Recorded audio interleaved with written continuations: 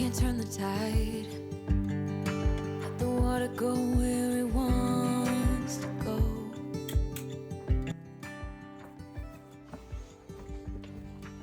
Some unbuilt trains last night. My minimalist life now was not like this 6 months ago. There would be toys everywhere and just junk and shelving and furniture, and it wouldn't be clean. My life before was not minimalist. And now with minimalism, I can just come downstairs, my coffee's ready to be brewed, and I can just start my day with whatever I want to do.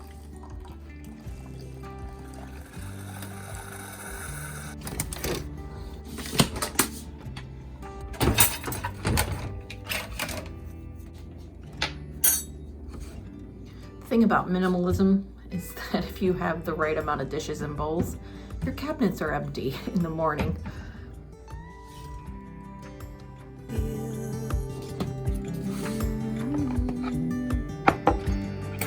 Let me take a breath.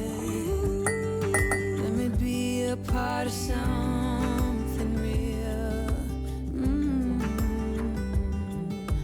Someone said it's better when you hold on to a helping hand. Sometimes we could all use a friend.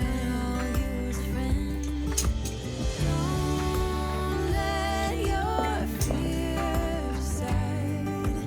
That's how you break inside. You don't need to worry. Somebody's waiting down the line to pick up the pieces. Hey, you'll be alright. You'll be alright.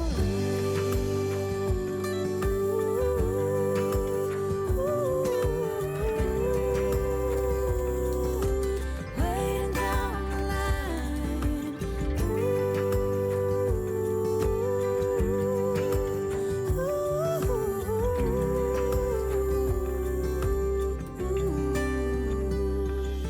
So don't let your fear decide.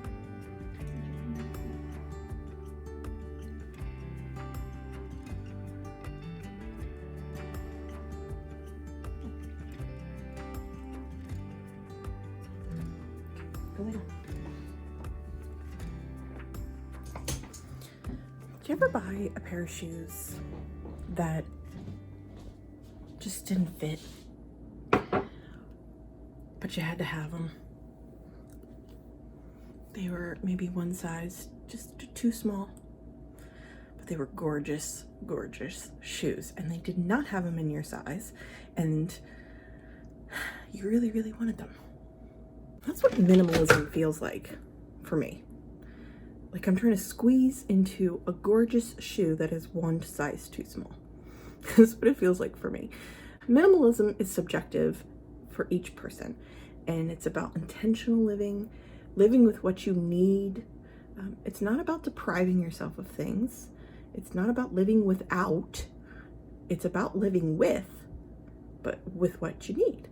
At first, it felt like I was trying to squeeze into that shoe.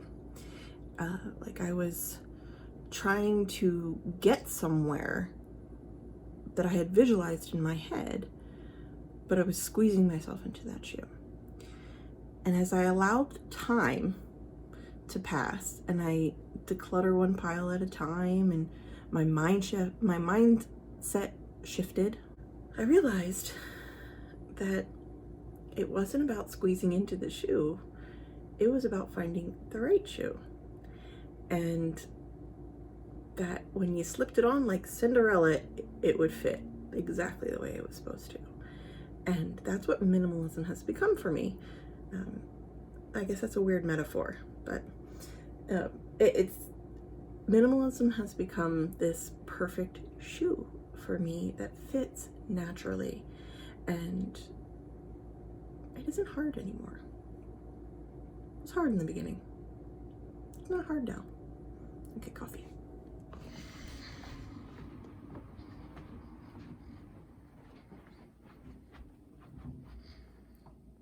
I'm actually gonna take a break.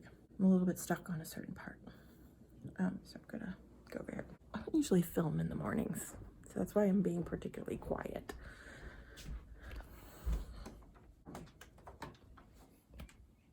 This writing in the morning, I do 2-3 times a week. I don't do it every day. I do it on the mornings when I've had a good night's sleep the night before.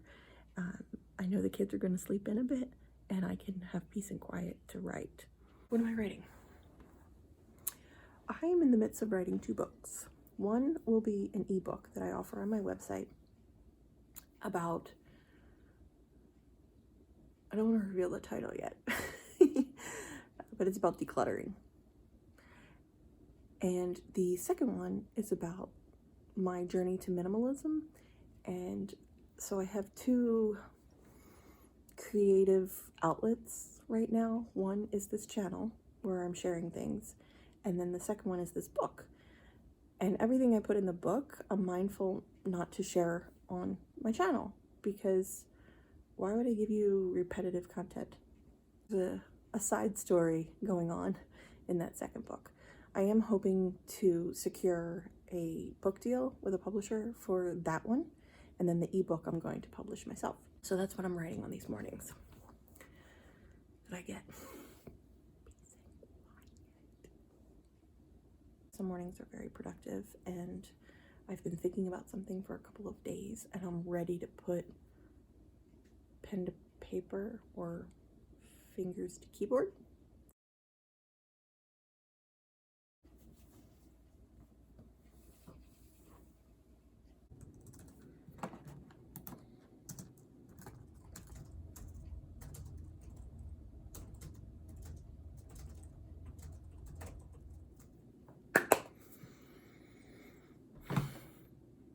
I just wrote a good chapter transition, and I like it.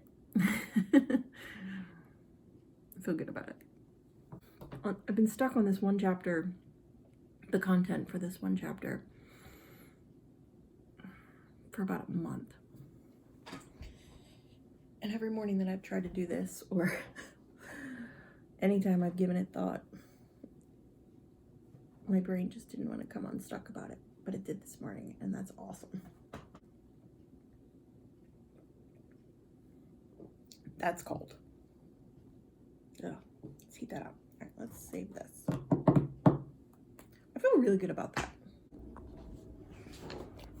I also usually play with the dog outside in the mornings. Back to bed. I'm gonna read. I haven't read the first 3 chapters of the book in the book club yet, and we're starting the discussion tomorrow. So, which makes this video recorded. What's today? Is it Thursday? It is Thursday. Oh, it's my anniversary. It's April 2nd. It's my anniversary. Righto. The days are blending. Okay, I'll figure that out later. The book we're reading is In 5 Years by Rebecca Serling.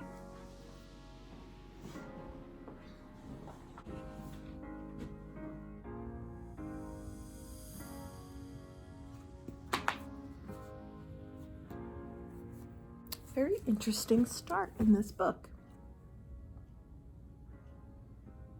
I'm hooked. Okay.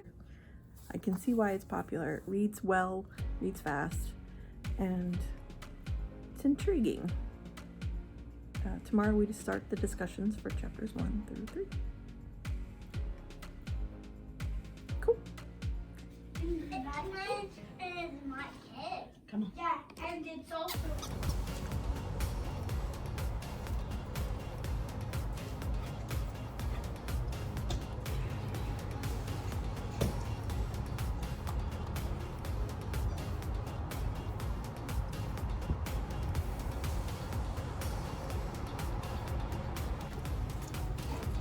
I'm on yours. 2 gold coins.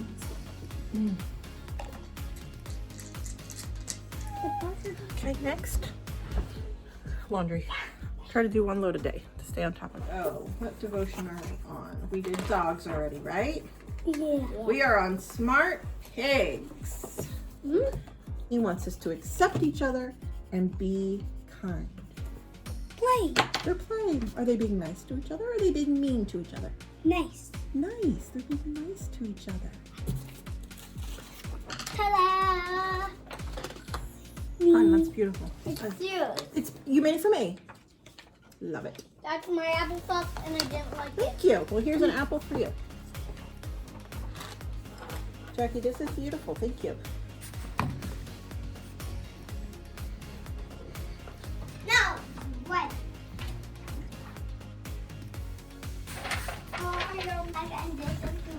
Hey, I'm gonna come on this Ferris wheel. Good, hon. What number is that, Jack? 5. 5. Now, okay. Color. Color 2 hats or circle 2 hats. Okay. Okay, so this says circle the correct number. How many elephants are there, Becca? 2. Now, I want to do math. Okay. Which one am I on? Wow, You're over here. 317 plus 38 is 355.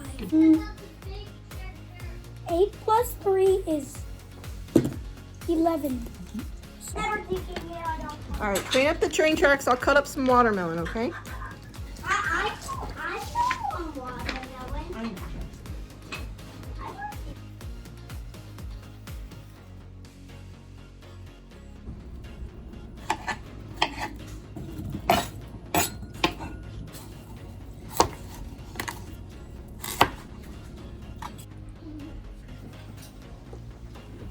So now we'll play outside, probably for the rest of the morning. Thanks for watching. Give me a like below if you like this content and subscribe for more videos about living with less.